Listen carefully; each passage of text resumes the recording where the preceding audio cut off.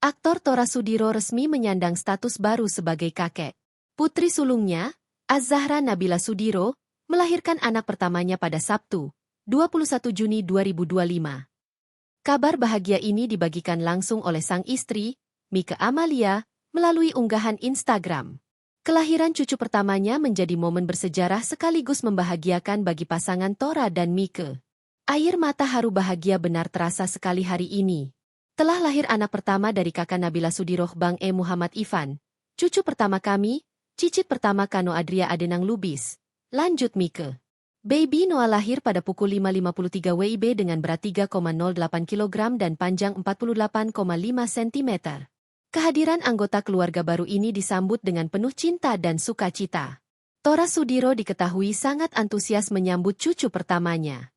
Ia bahkan aktif mendampingi putrinya selama masa kehamilan, termasuk saat memeriksakan kandungan ke dokter.